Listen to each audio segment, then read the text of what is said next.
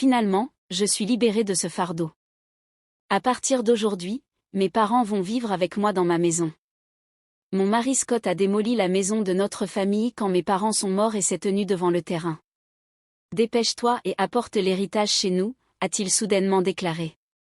Quand je suis arrivée là-bas, j'ai été surprise et j'ai demandé, « De quoi parles-tu ? Tu es devenu fou ?» Ces mots m'ont fait rire. J'ai compris ce qui se passait. Tu ne comprends pas ? Scott et mes beaux-parents me regardaient, perplexes. C'est alors que je leur ai dit la vérité. Mon nom est Emma Jackson. Je suis née comme la fille aînée de parents qui travaillent dans des bureaux. J'ai un frère, et nous formions une famille très normale. Je me suis mariée avec Scott à l'âge de 30 ans, et nous avons eu 2 enfants. En jonglant entre le travail et l'éducation des enfants, je me suis soudain retrouvée à 52 ans. Mon fils Eric et ma fille Judy avaient grandi et étaient devenus des adultes, chacun vivant de manière autonome et entamant leur carrière. C'était maintenant le moment de me détendre avec mon mari.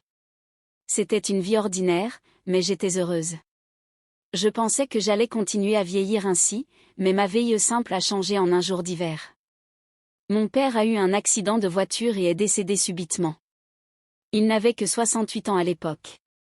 Toute notre famille a été dévastée par le deuil, surtout ma mère, qui est tombée dans une dépression si profonde qu'elle ne pouvait même plus manger. Maman, maman, je sais que c'est difficile, mais il faut que tu manges, lui ai-je répété. Je sais, mais je n'ai tout simplement pas d'appétit. C'est comme si quelque chose était coincé dans ma poitrine, a-t-elle répondu. Mon frère et moi pensions qu'elle était simplement bouleversée émotionnellement et nous l'avons surveillée un moment. Cependant, elle a rapidement perdu du poids en seulement 3 semaines. Inquiète, je l'ai emmenée à l'hôpital. Le diagnostic du médecin était choquant, cancer. Le cancer était avancé et la chirurgie n'était pas une option. Elle avait environ 1 an à vivre. Je n'avais pas encore eu la chance de vraiment prendre soin de mes parents. Lorsque j'ai pensé que j'avais perdu mon père, ma mère devait maintenant faire face à cette maladie. J'étais encore plus dévastée que lors du décès de mon père, mais je ne pouvais pas me permettre de souffrir éternellement. Mon frère vivait loin et ne pouvait pas aider, il me revenait donc de m'occuper de ma mère.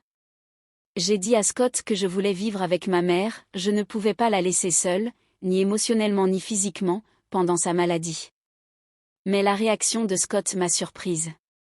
Nous venons juste de gérer les funérailles de ton père, et maintenant je dois être encore mêlée aux problèmes de ta famille, a-t-il dit en soupirant, visiblement irrité.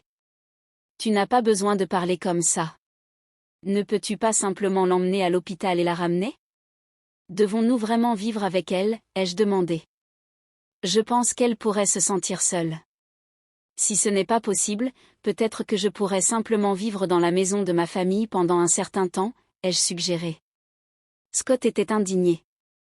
Et qui va s'occuper de mes repas pendant ton absence ? Je viendrai cuisiner, bien sûr, ai-je répondu. Et le ménage ?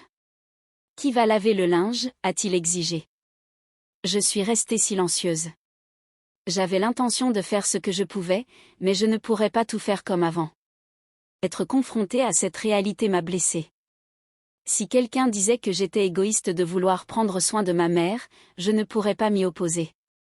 Je suis sûre que ma mère, toujours prévenante, dirait que tout va bien, mais je voulais vraiment faire quelque chose pour mes parents. D'accord, mais je n'aiderai en rien, compris, a dit Scott à contre-séure face à mon silence. Son attitude était arrogante, mais il a finalement accepté. Je suis désolée, et merci, ai-je dit. Bien que je le trouvais horrible, il avait accepté mon souhait. J'ai réprimé mon envie de discuter et les remercier. Malgré les problèmes, Scott et moi avons commencé à vivre avec ma mère dans la maison de ma famille. Nous vivions à l'origine dans une maison fournie par l'employeur de Scott. Scott était fils unique, et comme son père voulait vraiment que nous vivions ensemble, nous ne prévoyions pas d'acheter notre propre maison. Un jour, nous déménagerions chez les parents de Scott. Vivre dans la maison de l'entreprise était plus pratique pour le travail, et le loyer était d'environ 11 000 $ par mois, ce qui n'était pas un gros fardeau. Mais maintenant que nous avons déménagé dans la maison de ma famille, nous n'avons plus besoin de payer cela et nous avons plus d'espace. Je pense que vivre ensemble n'était pas si mal pour Scott. Fidèle à sa parole, Scott n'a rien aidé, mais je suis heureuse d'avoir pu vivre avec ma mère. Elle semblait pleine d'énergie, mais souvent elle se sentait faible et passait beaucoup de temps allongée pendant la journée. Je préparais ses repas, je la nourrissais et je gérais ses médicaments. Il lui serait impossible de faire tout cela seule. Désolée, Emma, merci. C'est une grande aide de t'avoir ici avec moi. Je devrais aussi remercier Scott, disait souvent ma mère, exprimant sa gratitude. Elle ignorait les paroles dures que Scott avait prononcées sur le fait de vivre ensemble, et elle lui était donc reconnaissante. Un soir, après que ma mère se soit couchée et que Scott soit rentré à la maison, j'ai abordé la question du traitement de ma mère pendant que je servais le dîner. Scott m'a lancé un regard irrité et a dit « Je ne sais pas ce que tu veux que je dise. Je t'ai déjà dit que je n'allais rien faire, refusant même d'écouter. J'avais besoin de quelqu'un à qui me confier, quelqu'un avec qui parler. Tout ce que je voulais, c'était que Scott m'écoute. » Même après 2 mois, 3 mois, l'attitude de Scott ne changeait pas. Il se plaignait constamment de notre vie ensemble, agissant comme s'il me faisait une grande faveur, et son comportement devenait de plus en plus insupportable chaque jour. Mais je ne pouvais rien dire contre cela. Entre mes préoccupations pour ma mère et mes efforts pour ménager Scott, je devenais de plus en plus stressée. Après environ 2 ans, l'état de ma mère s'est rapidement aggravé, et elle a été hospitalisée. 5 jours plus tard, elle est décédée. Même si j'étais mentalement préparée, j'étais dévastée. La famille de mon frère et mes enfants sont venus immédiatement et m'ont beaucoup aidée, mais dans ces moments-là, vous souhaitez vraiment avoir votre conjoint à vos côtés. Cependant, Scott était en train de rire et de discuter avec ses parents dans un coin, sans participer aux préparatifs des funérailles. Mon frère a pris les devants dans l'organisation, et d'une manière ou d'une autre, nous avons réussi à tout préparer pour la cérémonie. Mais Scott, qui aurait dû s'asseoir dans la section familiale, était tout au fond, avec les autres proches.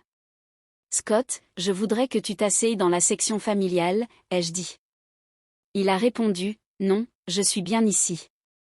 Après tout, je ne suis pas un parent de sang. »« Mais tu es mon mari, ai-je rétorqué. Puis sa mère est intervenue, « Il est ton mari, mais il n'est pas l'enfant de ta mère.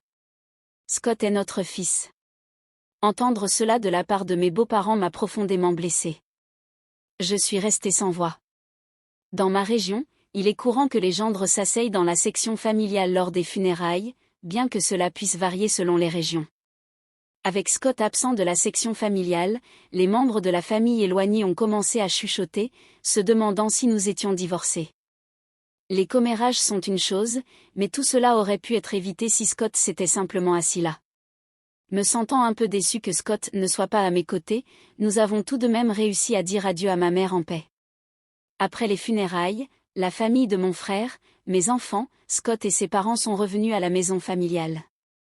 Merci d'être venus, surtout en ce moment si chargé, ai-je dit à mes beaux-parents en leur offrant du thé. Ils ont ri et répondu, vraiment, c'est quelque chose. D'abord ton père, puis ta mère. Ces frais de funérailles sont un fardeau pour nous aussi, mais au moins, c'est fini maintenant. J'étais choquée par leurs paroles. Qu'est-ce qu'ils voulaient dire par là? Je n'en revenais pas qu'ils disent une chose pareille. J'ai forcé un sourire et me suis retirée. C'est alors que j'ai entendu Scott discuter avec ses parents. Ça a dû être dur pour toi, Scott, de vivre avec des étrangers. Oui, supporter les caprices d'Emma était pénible. Un mari ne doit pas simplement obéir aux exigences de sa femme. Si quelque chose ne te plaît pas, tu as tout à fait le droit de dire non, dit Scott. Je serrai les poings. Leur voix, rire et discussion étaient insupportables. Mais ce n'était pas une surprise. Les parents de Scott avaient toujours été insensibles et grossiers. Lorsque Scott et moi nous sommes mariés, sa mère avait dit, « Tu n'aurais pas pu trouver quelqu'un de plus attirant ? Je ne m'attends pas à avoir des petits-enfants tout de suite. » Son père avait plaisanté, on dit que la beauté devient ennuyeuse après 3 jours. Avec Emma, tu ne t'ennuieras pas, et Scott avait simplement ri. En y repensant, je réalise que ni Scott ni ses parents n'ont prononcé une seule parole de réconfort, ni pendant les funérailles de mon père, ni après le décès de ma mère. Au lieu de cela, ils se moquaient de moi. Je m'étais sentie coupable d'imposer cela à Scott, mais je commençais maintenant à remettre en question son comportement en tant que personne. J'étais trop préoccupée par Scott alors que je voulais juste faire ce qui était juste pour ma mère. Je réalisais que je n'aurais jamais dû me sentir aussi coupable, surtout étant donné qu'il ne m'avait apporté aucun soutien. Alors que je bouillonnais de rage, Scott et ses parents continuaient de rire et de discuter dans une autre pièce. Si la famille de mon frère et mes enfants avaient entendu, ils auraient été furieux, mais heureusement, ils étaient dans la cuisine. J'étais soulagée d'être la seule à avoir entendu la conversation de Scott et ses parents. Puis ma belle-mère m'a appelée. « Emma », dit-elle. « Oui », répondis-je, surprise. « Je peux prendre ça ?» demanda-t-elle en tenant le sac de ma mère. Confuse, je balbutiai, « eh bien. Ta mère n'en aura plus besoin, n'est-ce pas ?» Scott a suggéré que je le prenne. « Peut-être que je le garderai », dit-elle en inspectant le sac. Je n'en revenais pas de son audace, surtout juste après le funérail. Je pris le sac fermement et dis, « Non, vous ne pouvez pas. » Son expression changea, non pas à cause du sac, mais parce que j'osais, en tant que belle-fille, lui tenir tête. Malgré cela, je restai ferme. Nous ne sommes pas encore prêts à distribuer les affaires de ma mère. Nous partagerons ses souvenirs avec la famille plus tard. Ma belle-mère devint rouge de colère. Qu'est-ce que tu veux dire? Tu dis que je suis une étrangère? Tu as dit plus tôt aux funérailles que même Scott était un étranger pour ta mère. Comment Scott peut-il être un étranger, mais ta famille ne l'est pas? Je répliquai. En entendant cela, Scott et son père devinrent rouges aussi. Qu'est-ce que tu racontes? Présente des excuses à maman. Quel manque de respect de la part d'une belle-fille de parler ainsi. Leur confusion attira l'attention de tout le monde dans l'autre pièce. Allons-nous-en, cria ma belle-mère devant tout le monde et quitta notre maison. Pour une raison quelconque, même Scott était en colère et parti avec ses parents. Que s'est-il passé? Tu as vraiment traité ta belle-mère d'étrangère, me demandèrent tous les autres. En entendant seulement son côté, hors contexte, cela aurait pu paraître sévère. Mais j'expliquai la situation à tout le monde, et personne ne me reprocha quoi que ce soit. Grand-père et grand-mère devraient être plus respectueux des sentiments des autres. C'est typique de papa, de mamie et de papy. Mes enfants prirent mon parti, mais je ne pouvais toujours pas pardonner ces trois-là. Depuis ce jour, Scott ne rentra pas à la maison pendant un certain temps, et je ne cherchais pas à le joindre non plus. Je ne pensais pas que je devais être la première à m'excuser, et je ne savais pas si je pourrais lui pardonner, même s'il me le demandait. Mais je savais que cela ne pouvait pas continuer éternellement. Un jour, Scott est revenu. Bon retour, l'accueillis-je, réprimant la colère qui bouillait en moi à sa vue. Ça n'a pas été facile, n'est-ce pas? Ces paroles abruptes étaient une tentative maladroite de montrer de la préoccupation, et j'en fus surprise. Emmène les enfants et partez en voyage. Ça vous fera du bien de changer d'air, dit-il en me tendant des bons de voyage. Je restai sans voix. À la place, des larmes commencèrent à couler sur mes joues. Cela venait peut-être de nos enfants, mais j'étais émue que Scott ait accepté. J'ai immédiatement contacté les enfants pour planifier le voyage. Vraiment? Papa a suggéré ça? C'est surprenant, non? Mes enfants étaient étonnés de ma proposition. Apparemment, c'était bien un cadeau de Scott. Peut-être que papa se sent coupable de ce qui s'est passé, dis-je en riant. J'ai accepté avec gratitude les bons de voyage de Scott. Le jour du voyage est enfin arrivé. J'étais excitée. Je m'en vais alors. Oui, profite bien, dit-il. J'ai suggéré que tu restes chez les enfants. Je ne peux pas rester longtemps. Ne t'inquiète pas pour moi. Je vais me détendre chez mes parents. Amuse-toi juste. Avec ces mots, Scott me salua. J'ai passé un moment relaxant dans les sources thermales avec mes enfants. La fatigue d'avoir pris soin de ma mère et la tristesse de la perte de mes parents semblaient s'être un peu dissipées. Je suis restée près d'une semaine, mais mes deux enfants sont rentrés chez eux avec des sourires radieux. C'était amusant. Nous devrions remercier papa pour une fois. C'est vrai, juste cette fois. Mais je me demande s'il prépare quelque chose, plaisanta Judy. Ne dis pas ça. Papa a pensé à nous à sa manière, riais-je. Lorsque je suis rentrée à la maison, prête à partager les souvenirs avec Scott et à recommencer notre vie de couple, j'étais sans voix. Quoi? La maison est. Je regardais autour de moi, incrédule. Bien que je reconnaisse l'endroit, la maison de famille qui aurait dû être là avait disparu. Soudain, Scott apparut, suivi de ses parents. Ils me souriaient tous les trois, tandis que j'étais là, abasourdi. Scott, que se passe-t-il? Demandai-je. Avec ce même sourire désagréable, Scott dit, je me suis enfin débarrassé de ce fardeau. À partir d'aujourd'hui, mes parents vivront avec moi dans ma maison. De quoi parles-tu? Rétorquai-je, essayant de rester calme. Tu as perdu la tête? La maison de ta famille a été démolie. Apporte rapidement l'héritage ici. Tout ce que tu as hérité appartient désormais à Scott. J'ai alors compris que la disparition de la maison était l'œuvre de Scott, et que tout cela était à cause de l'héritage. Quelle trahison! Après avoir réfléchi à l'avenir sur le chemin du retour, une tristesse et une colère indescriptibles m'envahirent. Mais détruire la maison ne se passerait pas comme Scott le pensait. Je ne laisserai pas faire. Je me suis mise à rire en voyant leurs visages souriants. Mon rire laissa Scott et son père perplexes. Pourquoi ris-tu? Quelle femme étrange. Elle a perdu la tête, dit ma belle-mère, me regardant comme si j'étais effrayante. Face aux trois, je leur dis, vous ne savez pas de quoi vous parlez? Je n'ai hérité d'aucun centime, donc il n'y a pas d'héritage. Après avoir dit cela, je me mis à rire à nouveau. Ils croyaient à tort qu'ils allaient devenir riches grâce à l'héritage. Leurs imaginations et leurs actions insensées me faisaient rire sans pouvoir m'arrêter. Que veux-tu dire? Explique-toi, exigea Scott, mais je restais silencieuse. Je ne ressentais aucun besoin de les éclairer. De toute façon, je ne vais pas vivre avec des étrangers.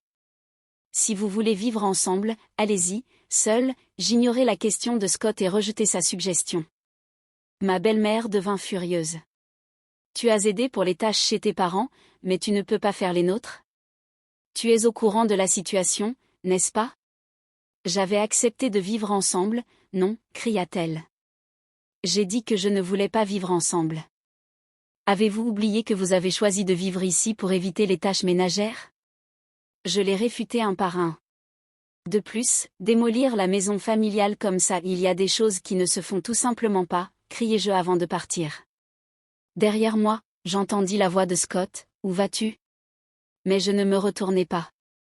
À présent, je devais trouver un endroit où dormir cette nuit-là, et je n'avais vraiment pas envie de revoir le visage de Scott. Je consultai immédiatement un avocat. Démolir une maison ne pouvait pas être si facile. La maison était toujours au nom de ma mère. Alors que je me demandais quelle entreprise avait fait cela, une vérité incroyable éclata. Scott et son père avaient démoli la maison eux-mêmes. Son père, qui travaillait dans la démolition, avait demandé l'aide de ses connaissances et loué des engins lourds. Tout était soigneusement planifié. En plus de cela, il m'avait même donné des bons de voyage pour m'éloigner. Les larmes jaillirent de mes yeux en réalisant que j'avais été dupée. La frustration était insupportable. Y a-t-il un moyen de punir ces trois-là? J'expliquai ma situation en pleurant. L'avocat me sourit doucement. Scott a illégalement démoli la maison au nom de votre mère. Il peut être accusé de destruction de propriété et tenu responsable des dommages. Nous allons commencer par exiger des excuses officielles de Scott et de ses parents. J'acquiesçai, et l'avocat prit rapidement les mesures nécessaires. Quelques jours plus tard, Scott me téléphona, furieux à cause de la notification légale qu'il avait reçue. « C'est quoi cette lettre recommandée » cria-t-il. « Oh, tu l'as reçue? Tu as détruit ma précieuse maison, donc bien sûr que tu dois compenser, répondis-je. Compenser? On a dit qu'on allait emménager chez mes parents. J'ai démoli une maison où personne n'allait habiter. Tu devrais me remercier, pas demander une compensation. Maintenant, apporte l'héritage et reviens à la maison, dit-il avec arrogance. Te remercier pour avoir démoli ma maison? Ne me fais pas rire. Et quel héritage? Ce n'est même pas encore réglé, criai-je en retour. Scott resta silencieux, apparemment surpris par ma colère, que je montrais rarement. La raison pour laquelle j'avais ri lorsque la maison fut démolie était précisément celle-ci, j'avais eu une année entière avec ma mère. Il était évident que nous discuterions de l'héritage, alors j'avais dit à mon frère que je ne voulais rien et qu'il prenne tout. En conséquence, il avait hérité de tout l'argent et des actions. Il avait insisté pour que je garde la maison, puisqu'il vivait loin et ne pouvait pas la gérer. Si je n'allais pas y habiter, je pourrais la louer. C'était le plan. Ou toi et ton père vous réparez la maison à l'état d'origine, ou vous payez le montant indiqué dans la lettre. Je pensais résoudre cela à l'amiable. Très bien, si vous ne pouvez pas payer, je porterai plainte à la police et je vous poursuivrai, déclarai-je. Désolé. Je ne pensais pas que tu serais si en colère, dit Scott, commençant à se justifier. Bien sûr que je suis en colère. Que attendais-tu, répondis-je, irrité. Scott semblait penser que si la maison de ma famille disparaissait, il n'aurait pas besoin de vivre avec ses parents. Son père avait toujours voulu qu'ils vivent ensemble et avait un attachement particulier pour Eric. Scott avait refusé de vivre avec eux auparavant, invoquant des difficultés liées au trajet, mais ses parents pensaient que c'était moi la coupable. Alors, il les avait convaincus en démolissant ma maison et en faisant croire que j'emménagerais chez eux avec l'héritage. Mais je ne pouvais pas le pardonner après avoir entendu cela. S'il te plaît, laisse-moi du temps. Je ne voulais causer aucun mal. Mon père est également désolé. S'il est vraiment désolé, alors acceptez l'accord, dis-je en raccrochant le téléphone. Scott continua d'appeler et d'envoyer des messages pour s'excuser. Je savais que ma maison d'enfance ne pourrait pas être restaurée, mais c'était la seule façon de gérer mes sentiments insupportables. La famille de mon frère et mes enfants étaient au courant de la situation. Bien que mon frère ait dû être furieux que notre maison ait été démolie sans son consentement, il déclara « Je n'interviendrai pas, mais je t'aiderai comme je peux. Fais ce que tu penses être le mieux, Emma. » Tous condamnèrent les actions de Scott et me soutinrent. Un mois passa sans aucun paiement d'indemnisation ou de pension alimentaire de la part de Scott. Pendant ce temps, il n'y eut aucun contact avec lui. Je ne pouvais pas rester éternellement chez Judy. Je voulais recevoir l'argent le plus vite possible, ne serait-ce que pour établir une base pour vivre. Contrairement à mes souhaits, quelque chose d'incroyable se produisit. C'est Judy qui me révéla cela. Ce tablier ressemble beaucoup à celui de grand-mère, dit-elle, en montrant l'écran de son smartphone. Je fus surprise en voyant cela. C'était une annonce sur une application de vente. Le tablier que Judy mentionnait, similaire à celui de ma mère, était unique, et je l'avais fabriqué pour elle. Quoi? C'est le tablier de grand-mère? Je l'ai fait, j'en suis sûre, dis-je. Judy vérifia rapidement d'autres annonces. Le vendeur semblait avoir récemment rejoint l'application, sans transaction ni évaluation. Il y avait près de 50 articles listés, à mon grand effroi, tous appartenaient à ma mère. Je réalisai immédiatement que c'était Scott. Il était le seul qui aurait pu prendre les affaires de ma mère après la démolition de la maison. J'appelai Scott immédiatement. « C'est quoi cette histoire d'application ?» demandai-je. « Application ?» répondit Scott, semblant irrité. « Ne fais pas l'idiot. Tu es en train de vendre les affaires de ma mère sans permission, n'est-ce pas? Annule ces annonces tout de suite, exigeai-je. Scott, en panique, répondit, « Quoi? Non, ce n'était pas moi. Qui d'autre ferait une chose pareille? Je viens tout de suite pour récupérer tout ça, dis-je en raccrochant. Ensuite, je me rendis directement chez les parents de Scott avec Judy. Où sont les affaires de ma mère? Exigeai-je en arrivant, confrontant Scott à la porte. Je ne sais rien, balbutia-t-il. Dis la vérité, papa, Judy se joignit à moi pour presser Scott. Il avait l'air confus. Les parents de Scott remarquèrent notre présence et s'approchèrent. « Oh, Judy, tu es là ?» dit la mère de Scott en souriant en voyant sa petite fille. Furieuse, Judy dit, « Mamie, dis à papa de dire la vérité. » La vérité. Les affaires de grand-mère qui est décédée récemment, papa semble être en train de les vendre. Au mot de Judy, la mère de Scott éclata de rire. Scott, avec une expression troublée, continuait de répéter, « Ce n'était vraiment pas moi. » Alors sa mère s'exclama à haute voix, « Scott les vend? C'est impossible. C'est moi qui les vends. » Je sentis mon sang se glacer. Scott le savait probablement. Avec une expression qui disait presque « c'est mauvais », il regarda sa mère. Malgré le choc de Judy, sa mère continua joyeusement « Quoi ? C'est beaucoup de travail, tu sais. Il faut tout emballer avec soin et s'assurer que les photos soient bonnes. » Elle semblait complètement inconsciente du fait qu'elle vendait des biens volés, parlant joyeusement de l'application. Je me retins de lui sauter dessus. Annule ces annonces. Ces affaires ne t'appartiennent pas.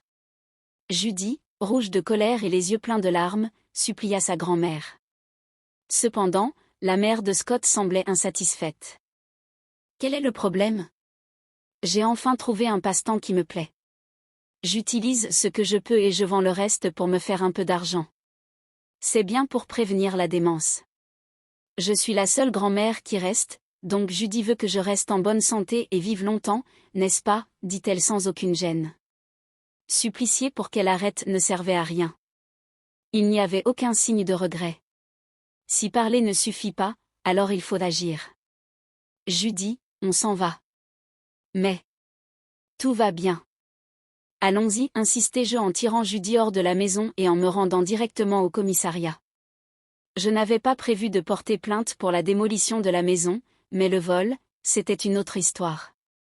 Lorsque j'expliquai à la police que les effets personnels de ma mère étaient volés et vendus, ils agirent immédiatement, et le compte de la mère de Scott sur l'application fut suspendu. Les articles ne seraient plus vendus. J'appelai Scott en rentrant du commissariat. J'ai fait suspendre le compte de ta mère. Tu le savais, n'est-ce pas ? Tu es complice. Non, J'ai déposé une plainte à ce sujet. Merci de coopérer avec l'enquête. Scott devint frénétique. Quoi ? Mais nous sommes de la famille, non ? Retire la plainte, s'il te plaît. La famille ? Tu n'as toujours pas payé d'indemnité pour la maison ou de pension alimentaire, et il n'y a aucun signe de remords. Face à mon cri, Scott fut surpris. Malgré tout, j'éprouvais encore des sentiments pour Scott, ayant vécu si longtemps avec lui. Soupirant, je dis, j'attendrai l'argent, mais je ne pardonnerai pas le vol. Rends tout, et Scott, ton père avait l'air assez malade. Est-ce qu'il est allé voir un médecin ? Quoi ? Répliqua Théil, surpris. Je ne suis pas un monstre, alors je te passe juste le message, dis-je en raccrochant le téléphone.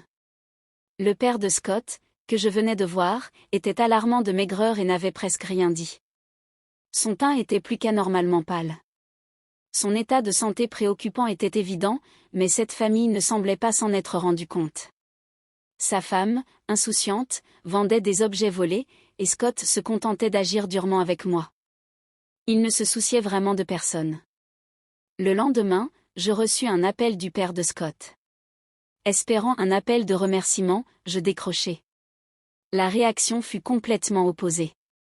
Que veux-tu dire par me traiter comme un malade ? Tu prévois de m'envoyer à l'hôpital pour te débarrasser de moi ? Je dois protéger Scott et ma femme de toi. Je n'irai dans aucun hôpital, me réprimanda Théil. J'étais choquée d'être réprimandée alors que je n'avais fait que m'inquiéter. Je suis désolée de m'être mêlée. Je voulais juste m'assurer que tout allait bien. Je ne suis pas faible ou de courte vie comme tes parents. Ne me sous-estime pas, répliqua Théil. J'étais furieuse après ces paroles, mais quelques jours plus tard, il se sentit suffisamment mal pour aller à l'hôpital. Le diagnostic tomba, cancer en phase terminale. Scott m'appela en panique. Mon père a un cancer en phase terminale. Que vais-je faire ? Je ne pus m'empêcher de rire ironiquement. Je ne sais pas. Qu'a-t-il dit quand j'ai suggéré qu'il aille à l'hôpital ? Il a dit, je ne suis pas faible ou de courte vie comme tes parents, alors débrouille-toi. Comment peux-tu être si cruelle, Emma ? Je ne t'ai jamais cru capable d'être comme ça. Tu as déjà dit un mot réconfortant quand ma mère était malade ?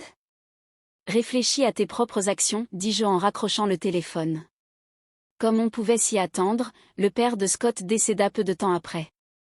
En tant qu'être humain, je ne voulais pas nourrir de ressentiment envers un défunt, mais en repensant à tout ce qui avait été fait et dit, je ne pus verser aucune larme. Après les funérailles, on trouva son testament. Malgré toutes ces paroles sur le fait de ne pas être de courte vie, il avait pris des dispositions détaillées. La maison revient à mon petit-fils Eric. Le reste du patrimoine sera partagé entre ma femme et mon fils aîné. J'étais surprise de voir le nom d'Eric. Le père de Scott l'avait toujours favorisé, souhaitant vivre avec lui. Il avait probablement voulu qu'Eric garde la maison même après sa mort. C'est un fardeau pour Eric. Renonce à cet héritage. Tu n'as pas besoin de cette maison, n'est-ce pas, dis-je à Eric, mais il était heureux de l'accepter. Hériter de la maison était plus un fardeau qu'un avantage à cause des impôts, mais s'il en était content, je n'avais pas à m'y opposer. Conformément au testament, Eric hérita de la maison. Sa grand-mère était ravie et paya l'impôt sur l'héritage. Après tout, c'est notre successeur, dit-elle. Bien que cela ne soit pas faux, je me sentis légèrement triste, comme si Eric m'avait été retiré. Puis, un événement incroyable se produisit. « Viens chez nous » m'ordonna Scott au téléphone, ce qui me conduisit directement chez ses parents. En arrivant, je vis la mère de Scott et Scott eux-mêmes debout devant leur maison, stupéfaits, tout comme je l'avais été autrefois. L'endroit était rempli de machines lourdes et de camions appartenant à des entreprises de démolition. Des ouvriers étaient en train de démolir leur maison sous nos yeux. Qu'est-ce qu'il se passe? C'est ma maison. Je peux en faire ce que je veux, déclara Eric, apparaissant de quelque part, satisfait de voir la démolition. Eric, qu'est-ce que tu fais? Arrête ça tout de suite, cria Scott. Arrêter maintenant ne la rendra pas habitable de toute façon, répondit Eric. Que as-tu fait? La mère de Scott et Scott suppliaient Eric, mais Eric se contenta de rire. Vous avez oublié ce que grand-père et papa ont fait à maman? Grand-mère, tu as aussi été horrible avec maman, n'est-ce pas? Tu t'es excusé? Le sourire d'Eric se transforma en un regard féroce dirigé vers la mère de Scott et Scott. Ils tombèrent à genoux tandis que les machines lourdes continuaient à démolir bruyamment la maison. Pour la première fois, je ressentis un soulagement en voyant cette scène. Plus tard, Scott finit par payer les dommages et l'indemnisation avec les biens qu'il avait hérités. Les objets volés que la mère de Scott avait pris à ma mère furent récupérés par Eric et me furent rendus en toute sécurité. Tu peux toujours compter sur moi et sur Judy, me dit Eric, et je finis par verser des larmes de soulagement. La mère de Scott et Scott, ayant perdu leur maison et se retrouvant sans argent, vivaient désormais dans une maison de fonction. Scott et moi étions également sortis de la maison de fonction, mais maintenant Scott et sa mère devaient y retourner, devenant ainsi la cible de ragots. J'expliquai toute la vérité à l'épouse d'un collègue de Scott, avec qui nous avions de bons rapports. Scott et sa mère auraient probablement une vie difficile dans la maison de fonction, mais c'était de leur faute. Après la retraite de Scott, ils seraient obligés d'économiser pour trouver un nouveau logement. Parfois, je pense à demander à mon ami comment Scott et sa mère vivent maintenant, juste pour avoir quelque chose à dire. Après tout ça, je continuais de vivre chez Judy. Eric se fiança et prévoyait de se marier. Il avait l'intention de construire une maison. Le terrain de l'ancienne maison familiale fut vendu pour une belle somme, et j'étais heureuse de voir que même cette maison avait servi à quelque chose. Maman, viens vivre avec nous, me proposa Eric. Sa fiancée m'accueillit chaleureusement. Comme je ne pouvais pas continuer à dépendre indéfiniment de Judy, qui vivait seule, je décidai d'accepter l'offre d'Eric. Je pense vivre heureuse avec ma nouvelle famille, déterminée à ne jamais devenir une belle-mère comme celle que j'ai eue.